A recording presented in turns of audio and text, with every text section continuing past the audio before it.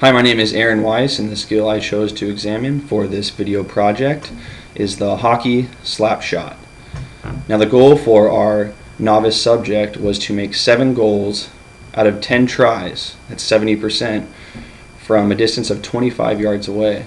Now, this may seem like a simple goal, but for our beginner, we wouldn't expect her to make 10 out of 10.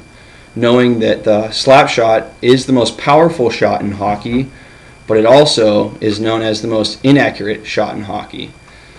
During the pre-video session, our subject was able to make a total of 3 out of 10 shots. That's 30%. She increased or improved to 6 out of 10 shots, or 60%, in the post-video session. So now we're going to take a look at the worst trial of the pre-video session, which happens to be shot number 8. Now, if we look at our subject's feet, they are about shoulder width apart. Her left hand needs to be further down towards the end of the stick, while her right hand needs to be down towards the blade of the stick, about halfway down. Now, there's not much of hip rotation here or a lot of transfer of weight. There needs to be a transfer of weight from her back foot to her front foot to make a powerful and accurate shot here. Now let's take a look at the 3 main faults that can be found in our subject's Slapshot. The first main fault that we discover when we look at some of the film from her first pre-video session is her transfer of weight. Now, the transfer of weight plays a huge role in completing a successful Slapshot. The subject weight must be moved. It's got to be moved from her front or from her back leg to her front leg in one motion, which in turn shifts her center of gravity forward. So it is very important for the subject's weight to be transferred into the direction of the shot towards the goal.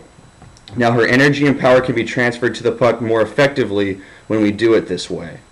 Her knees have got to be bent. They've got to be bent to drive the power through from her back leg to her front leg. This will help all of her weight to be transferred in the direction to the puck in order to have and provide her with a more accurate shot. The second main fault we find while examining our subject's pre-video session is a lack of hip and torso rotation. Now, our subject winds up, and as she winds up, her hips and her torso should be in line with the target. Now, as the subject comes down to make contact with the puck, her hips and her torso should open up to the target, facing the target. Let's say her chest and her torso should be facing the target. Now, this is very important because a whiplash-like action is achieved as the movement of her shoulders, her arms, and her stick trails the movement of her hips. Now, the third and final main fault that we find while examining our subject's pre-video sessions of the Slapshot was a lack of right arm extension. Now, while her right arm is fully extended and her left arm is flexed, this stretches the subject's muscles that will pull the hockey stick all the way around. Now, when this hockey stick is pulled all the way around, there will be an application of maximal amount force to the puck. As the body rotates with the subject's right arm extended, an increase in angular velocity of the stick at this time is achieved. Now, after analyzing the subject's 3 main faults, I was able to sit down with her for about 15 minutes and discuss the problems and the issues that she had with her shot mechanically. We were able to look at some research and find some drills, and we found a few drills where we noticed that practice obviously makes perfect, but before you can start shooting with a puck, you have to know how to shoot without a puck. So she practiced her shot here without a puck a total of 10 times. We'll show you 3 here. And then we actually had her shoot a puck one after another, 1, 2, 3, and 4. She was able to hit them all, which was great. This was a good achievement for her, she had been missing pucks beforehand. Okay, so let's take a look at some key elements for each phase. Now, the first key element for the preparation phase would be our left knee extension as our right knee is flexed. This left knee extension with the right knee flexion allows for the subject's weight to be placed on their back foot and their back leg. This prepares for a weight transfer in the next phase. The next key element to the preparation phase would be right shoulder abduction with the right arm extended.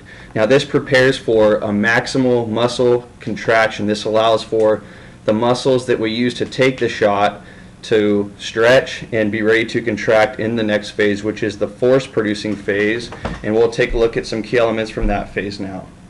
So the first key element would be left knee flexion as the right knee extends. Now this is when the transfer of weight comes from the back leg to the front leg. One of the most important actions that we get while we take a slap shot. Also in this phase we have the right shoulder adduction, and that happens violently. We want that to happen violently so we can obtain a maximal amount of force to the puck. Also our angular velocity will be increased at the stick at this time. Now the final key elements, or the last two key elements, occur in the follow-through phase.